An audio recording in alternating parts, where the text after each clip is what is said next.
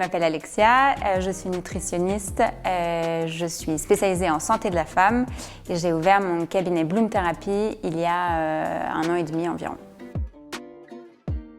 Quand j'ai ouvert mon cabinet Bloom Therapy, j'ai tout de suite décidé de me spécialiser dans la santé de la femme, l'accompagnement des femmes durant toutes les phases de leur vie.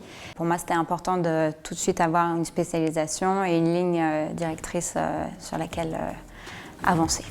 Avant de me lancer comme indépendante, j'étais salariée dans différentes sociétés. Je travaillais dans la finance, donc rien à voir avec ce que je fais aujourd'hui. J'ai choisi de me réorienter dans le domaine de la santé et plus particulièrement de la nutrition suite à l'arrivée de mon premier enfant.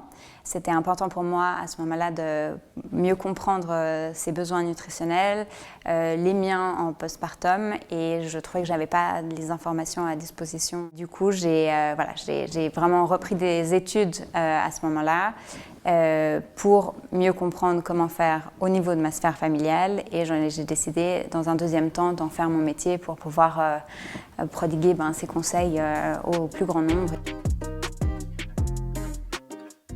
Ce qui m'a donné envie de me lancer dans l'entrepreneuriat, je pense que c'est quelque chose que j'ai en moi depuis toujours, ce besoin d'indépendance, de pouvoir faire les choses comme je l'entends, comme je le sens. C'est quelque chose qui a toujours résonné assez fort. Je dirais qu'au moment de me lancer, le défi principal a été de me faire confiance. Pour moi, c'est quelque chose qui n'est pas forcément évident, et j'ai dû me faire confiance au moment de décider du nom de mon cabinet, au moment où j'ai découvert les outils informatiques pour créer mon site internet, où j'ai décidé de faire un design pour mes cartes de visite. J'ai dû me lancer aussi la première fois en consultation. C'était vraiment des choses qui étaient très stressantes au fond, mais que voilà, j'ai fait et passé, et maintenant ça roule.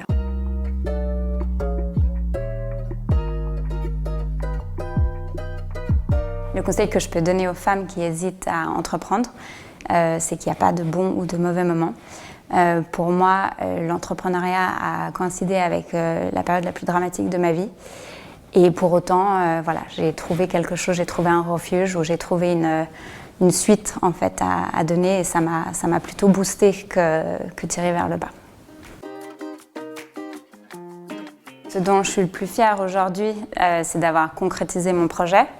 D'aider des dizaines et dizaines de femmes dans leur quotidien, et puis de pouvoir promouvoir des messages de prévention, d'expliquer à mes amis, à des connaissances, à quel point l'alimentation est tellement importante pour leur santé aujourd'hui, pour leur santé dans 10 ans, pour bien vieillir, pour chaque étape de la vie.